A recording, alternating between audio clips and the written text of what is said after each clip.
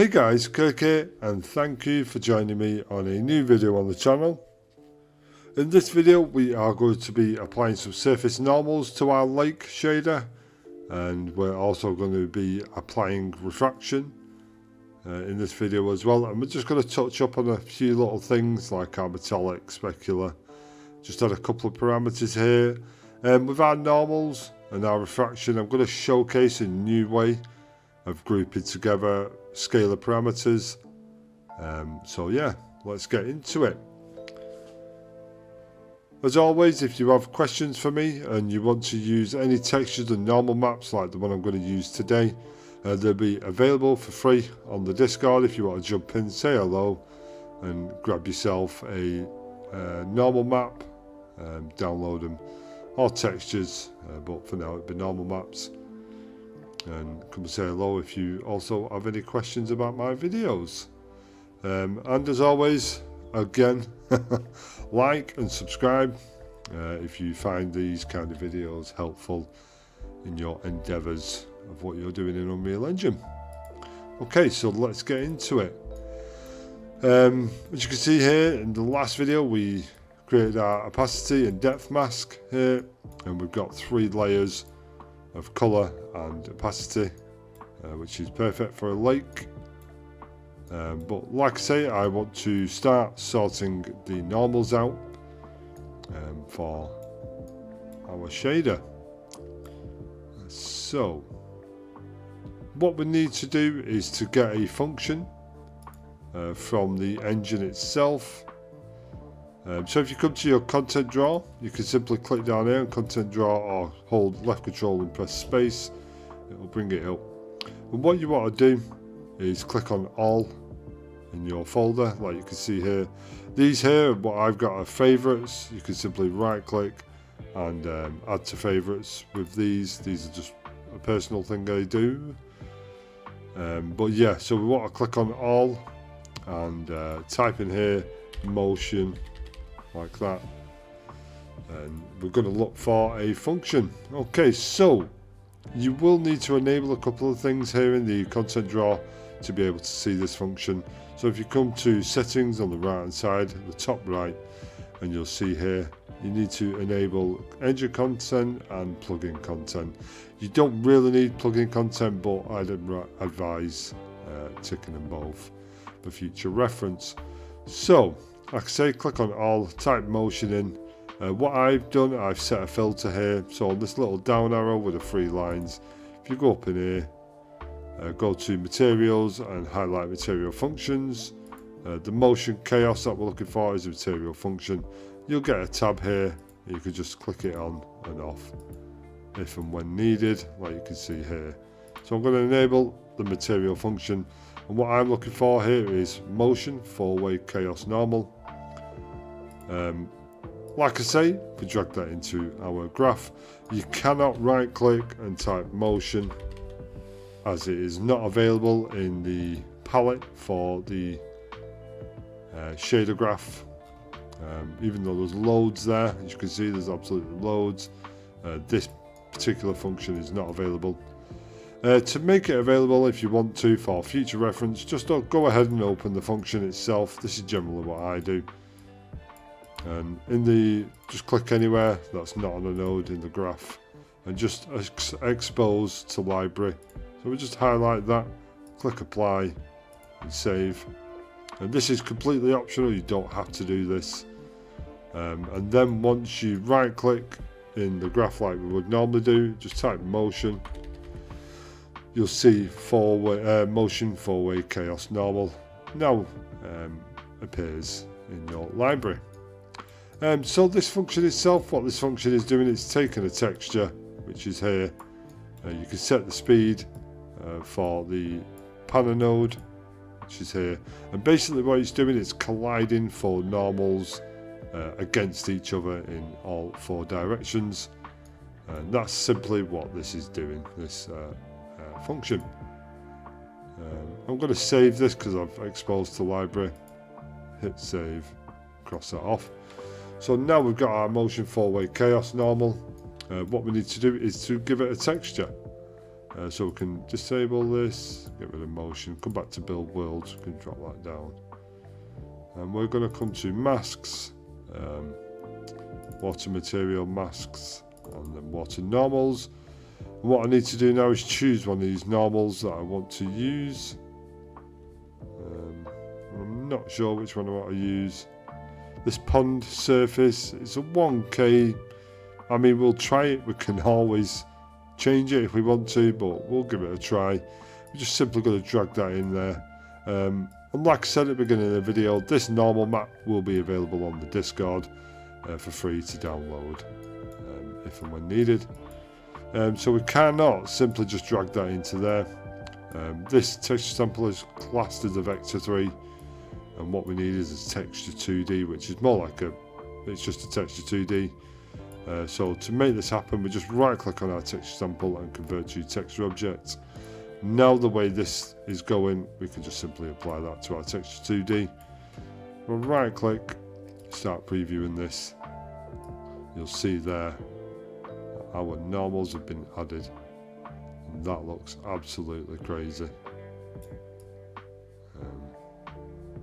It's a bit weird.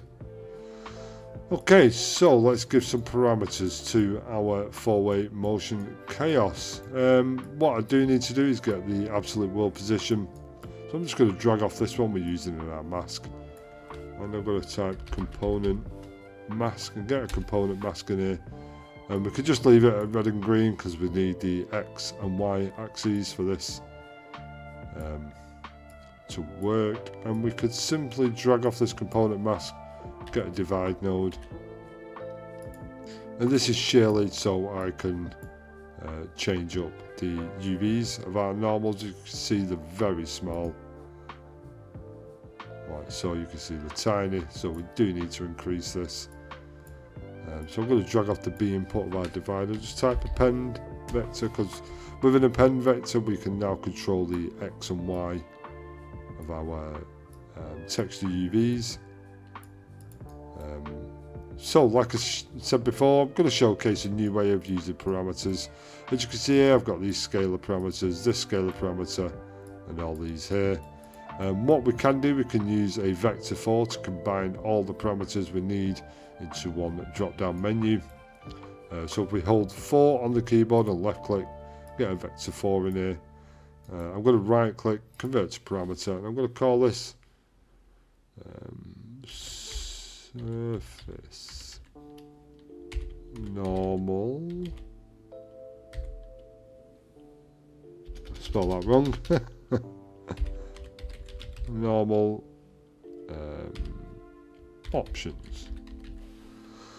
Right, so I'm going to give this a group. What I'm going to do, I'm going to come to build worlds, water shader, lake shader. I'm going to open my material instance.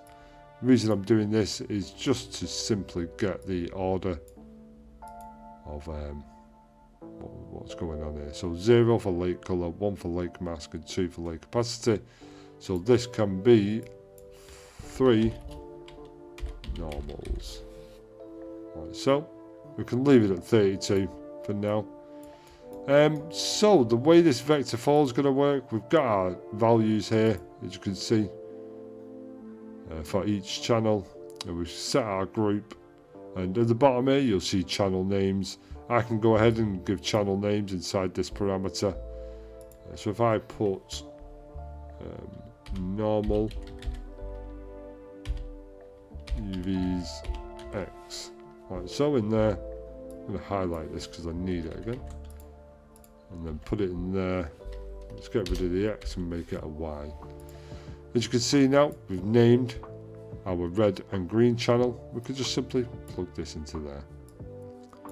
With the divide node, I do know I need high numbers. As you can see here, I'm not really getting anything. You might see them on the corner. No. So if I type a 1 in here, you might see them now. Yeah, you can just see them on the corner there, but obviously they're tiny. So if I start with, say, 250, you'll see now we're getting these normals flowing together at incredible speed. So I want to control the speed. As you can see, our function here has got a speed input. I'm going to use this blue channel for that. Just drag that into the speed slot and you'll see it stops. So I'm going to come to our blue channel with our named channel names. Let's call this surface normal speed. Right, so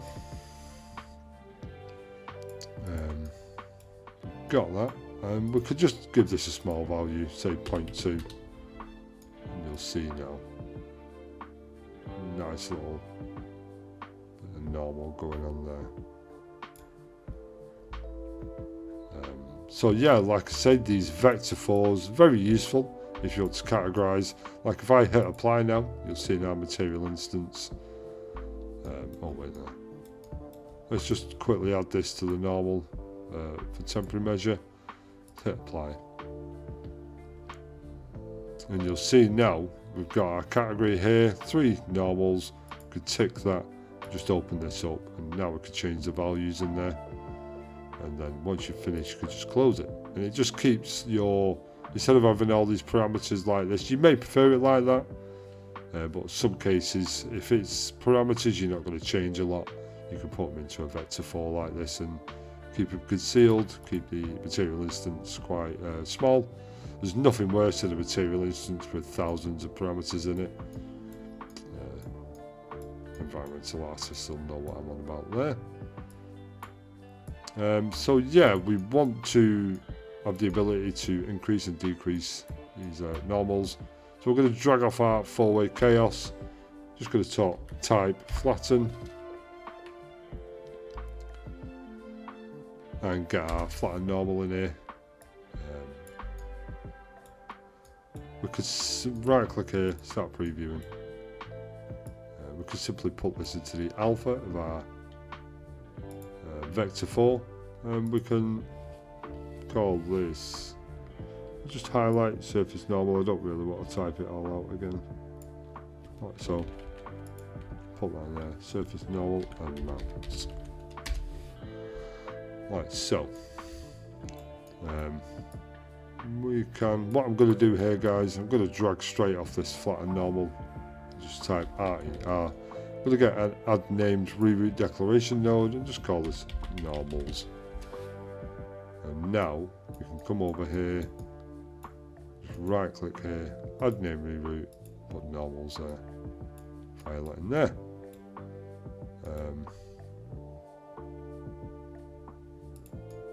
Still preview this. Okay, so now our flatten normal is there, it's exposed, you see nothing's changed, but you'll also should notice that in our surface normal amount there's a 0. If we put a 1 in our normal amount, the normals go flat, and that's because this function is a flatten normal. So the higher the value, the flatter they go. So if it's a 0, there's normals there. And that's quite counterintuitive. It's useful for some things, that's probably why the function's here, but what I want is a 1 minus, and that's just going to invert it. It's going to invert that normal. So now if that normal's 0, there's no normals. If it's a 1, the normals are there. Okay, and we can open this in our material instance and you'll see we've got our normal amount, put 1 in there. Just have a look here. And now we can see we've got some normals, some surface normals on our lake, and that is pretty cool. They do look quite small, these normals. I'm going to put this like 320. Right, so let's make them a little bit bigger, like that. So that is, if I stop previewing that now, that's basically our normals done. Very simple like that for lakes. You can add additional to this, so you could do this as a surface normal and then just simply duplicate this as well and use it as a subtle normal, like change the texture map. That's completely down to you guys. But for now, I'm going to stick with a 1. You don't really need more than that for this kind of surface. With an ocean surface, then yeah, you'll need 3 or 4 of these just for the variety. In here, I'm just going to put normals. Increase the font size to 30. And I'm going to make this a blue because it's normal. It's more like a purple than a blue, but never mind. So I'll put this here. I'm a bit weird like this. I have to make it the correct size to match up. This will do. There we go. Okay, so that is the normals. What I'm going to do here, I'm going to add some parameters here. Bar, metallic, specular, roughness.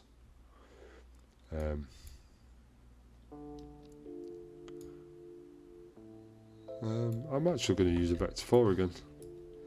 So I'm going to right click, convert to parameter. I'm going to call this lake. Oh, yeah, lake. This options. Like that. In the red channel, I'm going to make it metallic. In the green channel, it's going to be specular.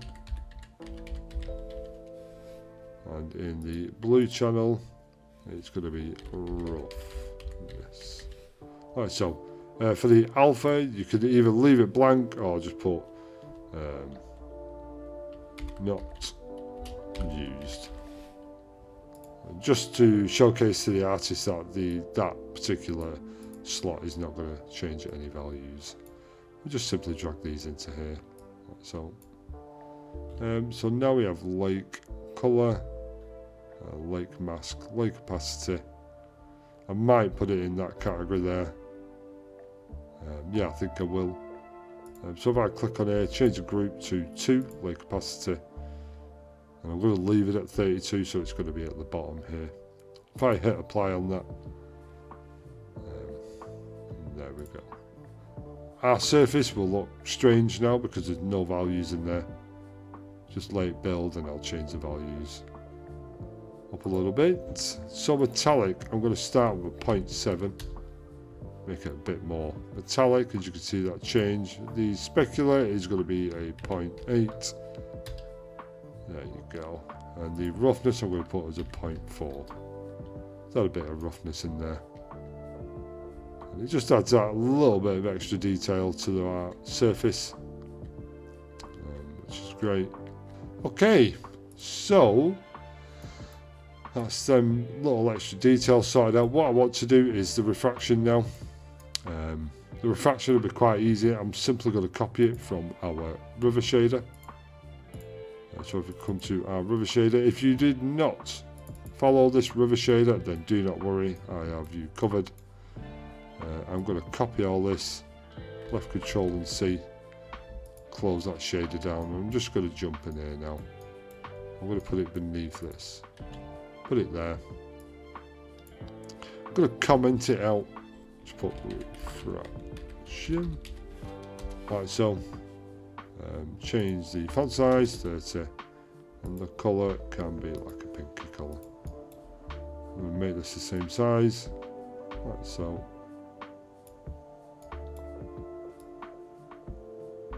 there we go. I'm going to use a reroute node. I'm going to drag off our lerp, just type RER and add named reroutes and refraction. Right, so okay. If you have not built this from the river shader, what I'd recommend you do now is just to pause the video, take a look at this and build this logic out in your actual lake shader. Keep in mind these scalar parameters here that you need to check the defaults. You can see them there. It says param 0.002. Just copy them values and put them in the default value along with this refraction. So if you want to go ahead and do that. Okay, so now hopefully you've done this and you're now copied what I've done here. It should work out. If you have, then if you've added this one minus, there's no reason for it, you can go ahead and delete it. What we do need here in this multiply section, if you're wondering what was meant to be put in there, it's simply this normal. But as you can see, I've got a reroute node there, so I can simply come down here, right click, name reroutes, click normals, and just simply plug that into the multiply. And by rights, that should be working just fine on our shader. Let's have a look. Nothing really built up then. Sorry about this. As you can see, I've got a refraction reroute node here. I do need to apply that in here. So I come to my name reroutes. To get that, just right click, name reroutes, and get refraction. Plug that into refraction, hit apply, and now it should build.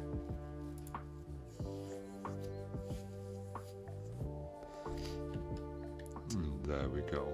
If we come close to our rocks now, you'll see we're getting refraction underneath our surface, which looks great actually.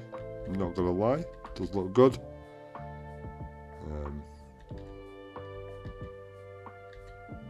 Yeah, that's fine.